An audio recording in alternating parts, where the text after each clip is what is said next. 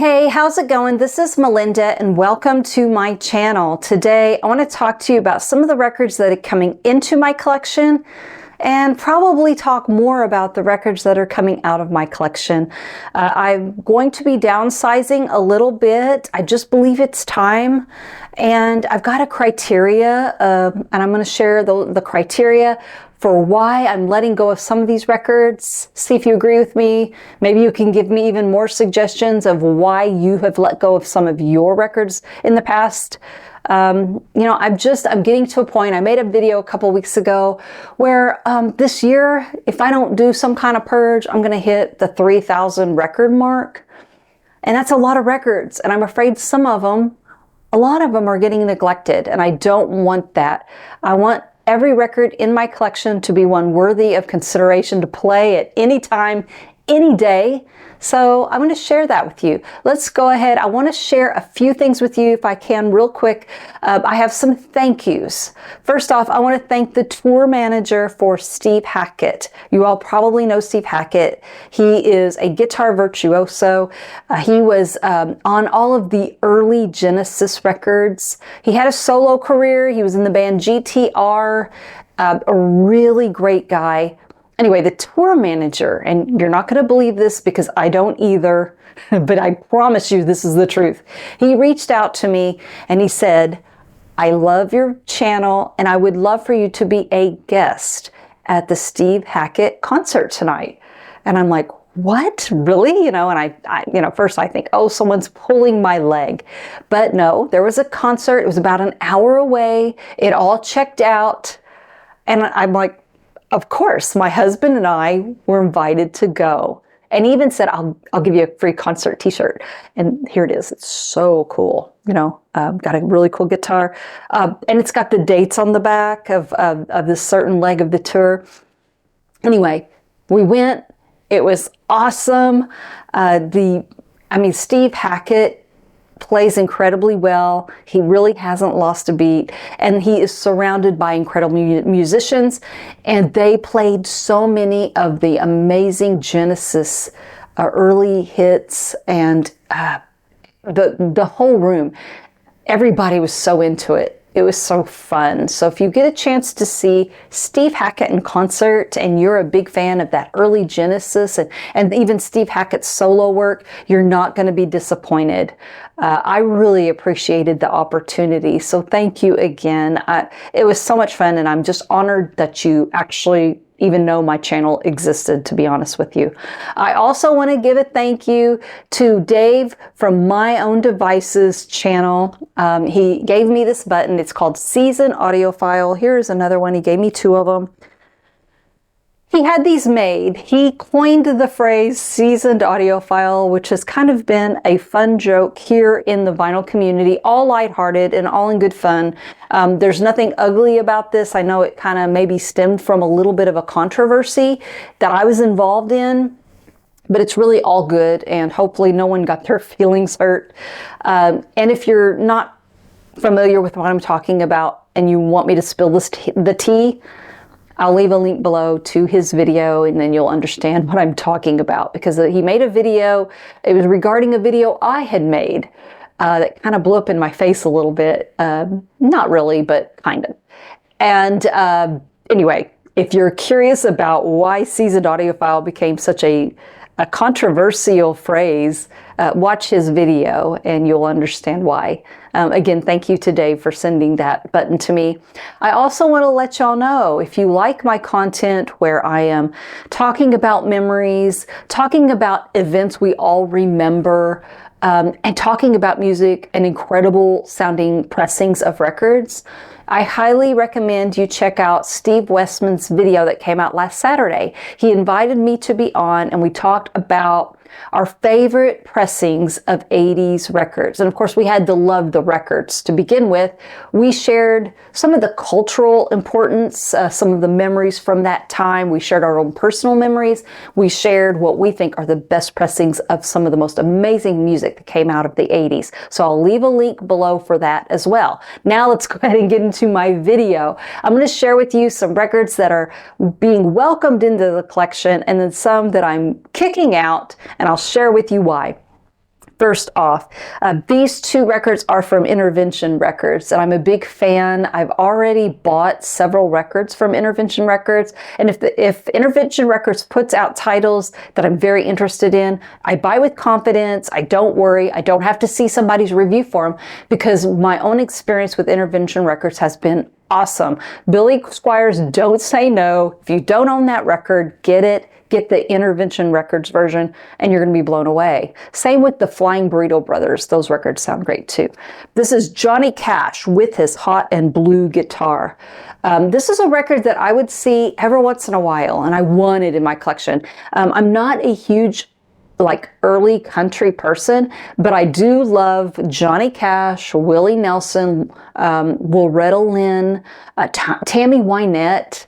Of course, the early Dolly's great too. This is a record I've been wanting, could never find it in clean condition. Intervention Records recently reissued a mono version of it at 45 RPM, but there's so many songs on it, it doesn't really play like a 45 RPM record, like where you have to flip it every 2 songs or anything like that. And he replicated the Sun record label, and it's a really thick, heavy vinyl, plays beautifully, the vinyl's quiet, Johnny's vocals sound great. The guitars, of course, just absolutely rock. And it's a great album to have. And also, this is new to me. I've never had a Carl Perkins album. It's more of a rockabilly style. Really good. He has some really good songs on here. I enjoyed Blue Suede Shoes. And Everybody's Trying to Be My Baby is a lot of fun on here. I really like Gone, Gone, Gone, and Boppin' the Blues is fun too. And again, 45 RPM, doesn't seem like it because there's so many songs on here and you get amazing fidelity with this record. It's so good. The guitar playing, the drums, everything about these records really rock. And if you're like me and you have a hard time finding these early pressings, again, it is on the Sun label, and I hope he does more on the Sun label. I think there's some other records he could do that would be really great from Intervention Records. I highly recommend, I'll leave a link below so you can check out these records. They're wonderful. And they were promotional copies sent to me, but I have bought Intervention Records in the past. I would promote them at any time, any place, because I've never had a single bad experience with buying those records. They're just truly wonderful. This is one that you may have seen and been curious about, you guys, and I took a chance and I bought it. It's kind of pricey, so I was a little hesitant at first, but it's the Bee Gees, You Should Be Dancing. A lot of satin on here. Okay, so I love the Bee Gees. I'm a huge fan. And this is a box set, 4 LPs. It's a little unusual though. It's got the disco songs that you love from the Bee Gees, but they're extended mixes. And they sound really good. I'm not going to say they sound as good as these Intervention records, but they sound really good. Where those are excellent, these are really good. I'm not disappointed at all. They're so much fun.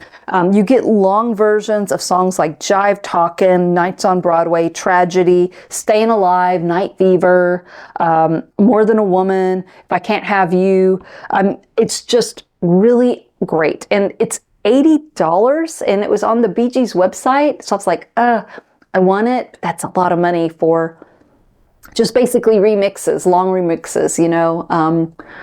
But I saw it was on The Sound of Vinyl, and I had bought some records around December from there. I spent about $100, and I thought, I bet I've got some points that will accumulate into dollars there. And sure enough, I got $25 off of this. Free shipping, it came quickly, packaged very well, and it is a lot of fun. You know, $80 is a lot of money, but if you're a diehard Bee Gees fan, I say go for it. If you love, you know, again, a lot of cool pictures. They're wearing satin in almost all of them. So much fun, and it's great to have more Bee Gees in my collection, you know. So I love having that. So those are the records that are in my collection. You're probably wondering, well, what's coming out, you know, and why? Okay, so I am getting rid of some records, I think. These are probably going, and a couple of them are definitely going. But I have enough room in my music room to accommodate the records I already have and more. But my music room is basically a bedroom made into a music room. It has a walk-in closet, which is very nice. I love it. That's where I keep my jazz records. In a perfect world, I wouldn't have them in my closet. I would have them out here where I could get them a little more easily, because there's other things in the closet making some of those jazz records a little hard to get to. So if I can get rid and shed some of the excess weight of my collection without it being painful, without, I don't want to let go of records I really love. I'm not making those kinds of decisions. But if I can lighten the weight here and there, maybe, just maybe, I can get my jazz records out here. I don't know that I can do that because it's going to take a lot of records out of the collection to be able to bring my jazz collection in here. I have a pretty big jazz collection. Let me show you the criteria of what I'm going to be looking for and what I'll probably get rid of. I'm not going to sell them online. Please don't ask me in the comments to sell you something. I've heard too many nightmare stories. I know that Discogs, I've had great experiences with Discogs, and you probably have too, but I've also heard nightmare stories of some sellers having a hard time. They sell them, a buyer gets the record, they don't agree on this, maybe the grading, or maybe a buyer at times has had buyer's remorse, and rather than just taking the record that they bought, they'll bend a corner and complain about it, and ask for a discount or ask to return it. I don't know, I've just heard too many nightmare stories. Anyway, here are records that are leaving my collection and why. I'll figure out what I'm going to do at some point, but as of right now, they're going to probably go to a record store. I'm not going to deal with selling them myself. And you don't want this one anyway, I promise you. Fleetwood Mac's Mirage. This is one of those records that I bought at the beginning of my collection. You know, when you go to a record store, when you are first buying records, you're first collecting, it's easy to find 10 or 15 records you want for your collection because you don't have any. This is one of them I grabbed and probably as a rookie mistake forgot to check the condition. I do that. It's like a habit now that I never forget. But when I first started collecting, I would sometimes occasionally forget. And it doesn't look that bad. It's kind of jaggedy, a little on the edges, the seams, you know. But the vinyl itself looks really, really bad. And to be honest with you guys, some people can't bear the thought of this, but I'm probably gonna throw it away. Because I wouldn't want anybody else to have this record in this condition. I'm scared to put it on my own turntable. This is another one that I'm going to let go of, and it breaks my heart because this is the best sounding version of this record I own, except it's just trashed. The vinyl itself plays terribly and it sounds bad. It's Who's Next by The Who, and it's a first pressing on the Decca label. I love the way this one sounds. If it wasn't so scratched up, so messed up, so clickety-cloppity, it's in bad shape. Now, I bought this one not that long ago because when I looked at it in the light at the store I was at, it was just a little thrift store. It was just $3. It looked like it would clean up very well. It was a dirty record, don't get me wrong, but I put it through its paces. It's as clean as it's going to get as far as what I'm able to do with it, but it just clicks and pops so bad, which is a shame because I can tell this record sounds amazing if it wasn't for the damage on it. So I'm sad to let that one go. That was $3 I probably shouldn't have spent, except for it gave me the knowledge of knowing that that Decca first pressing is the way to go as of right now, unless someone brings out an amazing reissue. Now, this is a record I'm gonna probably let go of at some point. It's tough, but it's where I fell into FOMO, you know, the fear of missing out.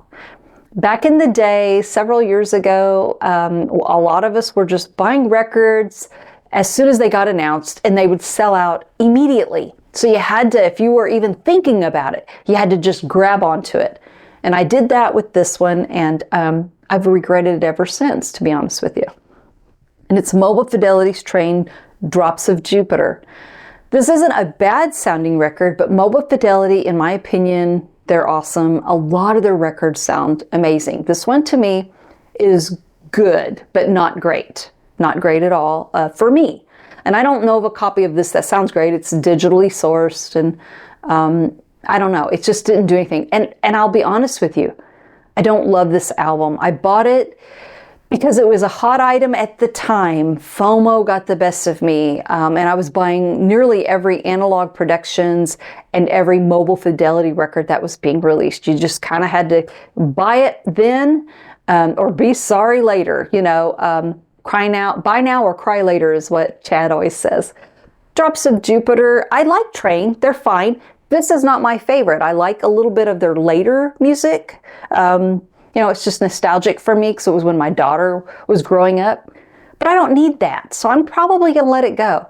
I have a really huge Mobile Fidelity record collection. I've been buying them over the years for a long time, but I'm never going to own all of them. I don't even want to own all of them, so why keep the ones I don't really listen to and don't really enjoy? You know, why not? Why not pass it to someone who may love that and want it? Here's another one, you guys. This is a band I absolutely love and just recently got to see in concert again. And they were fantastic, but it's one of their weaker albums. And it's Styx, and it's called Edge of the Century. This is a record you don't see very often. It's kind of rare. It came out probably in the early 90s, maybe. And I liked a couple of the hits. It's got the song Show Me the Way on it. That was the biggest hit on here. And I remember it very well, very affectionately. A friend of mine had the cassette. But anyway, when I started buying records, I wanted to have this one in the collection. I knew it was a unique one to find, so I was so excited to get it. The problem was, when I put it on the turntable and sat down to listen to it, it didn't age well for me. I'm sorry. I'm not saying it's a bad record, but for Styx, I even like Mission to Mars, The Mission, I think it's what it's called, and either Clash or Crash of the Crowns. I like some of their music that's more modern, the more recent releases better than I like this. I think what's missing is, yes, it's got Dennis DeYoung, and I love him. I love his ballads. He was a huge part of Styx that I totally enjoy, but it's missing that where you think Dennis DeYoung is super sweet, you're missing that super salty Tommy Shaw. It's missing that bite. It sounds very 80s, and it's not rock and roll to me, but it's a very unique record, and I feel like by letting this one go, it's not cheap, it's not extremely expensive, but it's more like a rare record that if someone is an absolute diehard for it and I let my copy go, that means someone who wants it more than me will have it. And it will lighten up my load, you know? Here is another one. This is a record that I looked at a record store. The album cover looked very intriguing, and I played it and I thought, yeah, this is good. I'm going to listen to this. I'm going to enjoy it. But guess what? It didn't hit me hard enough to make me really want to listen to it that much more than the first couple of listens. And it's a band you may not even know, but the band is called Toddy. The album is called Toddy 2. And I think the album cover looked psychedelic or something to me. It looked like the 70s when I think it actually came out a little bit later. It's either late 70s, early 80s. It's hard rock, but if I'm in the mood for hard rock, I've never been pulling this, you guys, not after the initial couple of listens. So it just isn't serving me the way I was hoping it would when I bought it. I thought it was a fun, take a chance kind of record. It wasn't expensive, but maybe someone else will like it better than me. Here's another one, and probably the final one, because this is going to be a big one for me, you guys. I have multiple copies of a lot of records, and I don't need multiple copies. A lot of you say, keep the 33 RPM, keep the 45 RPM, anything extra you have, let go after that, but keep one of each, you know, and I tend to agree. But I don't need multiple copies of Toto 4. I'm going to keep a couple. I've got the Mobile Fidelity version. I also really like the one from the Mastering Lab. And if you look in the dead wax, it says TML. This one was the first copy I bought, and it's not that it's horrible or anything. So if you have this copy and you're happy with it, keep it. Keep what you like, you know, and we all listen to things, and we all like things that are different from each other, and that's what makes this whole thing cool, right? But this is from Sterling. It has Sterling in the dead wax. This one, to me, for my ears, I don't enjoy as much as the one from the Mastering Lab or from Mobile Fidelity. I even have a CBS Master Sound version that I think sounds better. And I'm going to be going through my collection and letting go of the ones I have multiple copies on. I kind of want to make a rule where I only have 2 copies. That's the max of what I have. But you know what? I don't think I can abide by that rule when it comes to the Beatles. There's just too many cool records to have. Anyway, let me know what you think. Do you have some certain criteria you want to share with me of reasons you would get rid of a record? And I realize so many of you said, I've done it in the past. I've let go of records. I've regretted it. Don't do it. Believe me, I'm going to be super careful about this. I'm going to give it a lot of thought, and I appreciate all of the advice you give me. If you enjoyed this video, please subscribe, hit the like button and the notification bell. But most importantly, thank you so much for watching, and I will see you next time. Take care. Bye-bye.